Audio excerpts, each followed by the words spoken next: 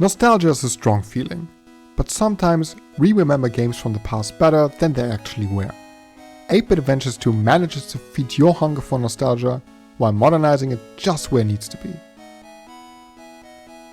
The first question you might have in mind is, do I need to play the first game to understand this one?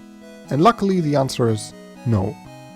While there are characters, places and some references that are linked to the first game, the developers did a great job of telling a new story and filling you in what happened in the predecessor.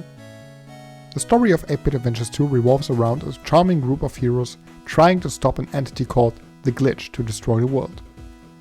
Yes, this may sound generic at first, but the excellent writing and likable characters create a memorable journey full of surprising moments I did not see coming. In fact, I was shocked how emotionally captivating this game is. I thought, this is an 8-bit pixel game. How emotional can this be? Very, believe me, very emotional. There was this absolutely heartwarming scene where two characters just danced, which is presented beautifully. Or scenes where I feared for the heroes to get hurt. All that works in this 8-bit game because the characters are all highly likable, have a great group dynamic, and dialogue is written in a way that just feels authentic. The only negative thing I have to say about the story, or more the way that it's told, is that there is a bit too much dialogue for my taste. It's not an excessive amount of talking, but there are sequences I wished got to the point more quickly. And outside of talking, there is of course the combat, which is almost addictive. It's classic turn-based with quite a few modern twists. For starters, there are no random encounters. You see the enemies and decide for yourself to battle them. This is such a relief and shows that the developers love retro games without being stuck in the past by forcing old and unnecessarily clunky mechanics into this game. In combat, the best feature is the character swap. You can switch characters however you like, without losing a turn or at the cost of anything. That gives the freedom for a true strategic approach to combat, letting you react to tough situations and really exploit the weaknesses of the enemies. Every character is useful and comes with its own abilities. Besides the standard attack, every hero has a unique skill that doesn't cost AP or MP. All the other skills are learned by leveling up. Every skill animation is designed beautifully and just a treat to look at. Another kind of quality of life feature most 8-bit games don't have is a health bar over the enemy's head, regardless if it's a normal monster or a boss. It's a small but clever and motivating addition I would have loved to see in all Final Fantasy games. But despite all the praise for the combat system, I said that it's only almost addictive. That's because, and this is totally a personal thing, I find some of the encounters to be too hard. Some bosses and even some normal enemy groups have a pretty steep increase in difficulty. For me personally at least, and this kind of annoyed me a bit.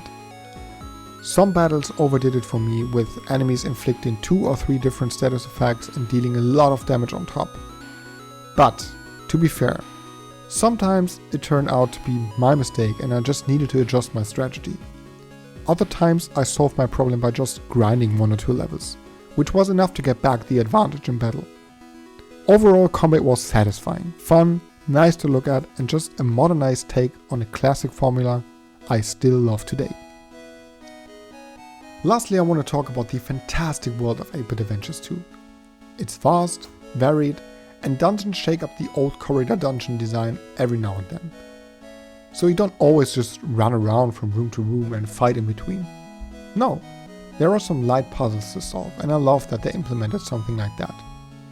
But if you do run around, there is another quality of life feature that was not necessarily common in RPGs from the NES era. You can sprint with the right trigger. That makes traversing the world fast, gives you more control over the character, and just shows that the developers are thoughtful to keep frustration as low as possible. And speaking of modern quality of life features, the best one is the most basic feature in video games nowadays, and that is, you can save anywhere you want, and there is even autosave. No save points, no annoying repeating the same stuff just because you died. No to all that. Instead, the autosave feature lets you retry the battle instantly if you die, while also giving you the option of changing equipment before you re-enter combat. That is just wonderful. 8-Bit Adventures 2 is the ultimate mix of retro 8-bit RPGs from the NES era and modern storytelling with industry-standard quality of life features that fit perfectly into this great RPG. It's charming, has fantastic characters, super fun combat, and a moving story. If you want a nostalgic experience without the pain it could usually come with, then 8-Bit Adventures 2 is the right game for you. Thanks so much for watching. Have you played 8-Bit Adventures 2 yet, or are you planning to do so? Tell me in the comments, and if you like this video, give it a thumbs up and subscribe to my channel. You would help me out a lot. Thanks for watching, have a great day, and I'll see you in the next video.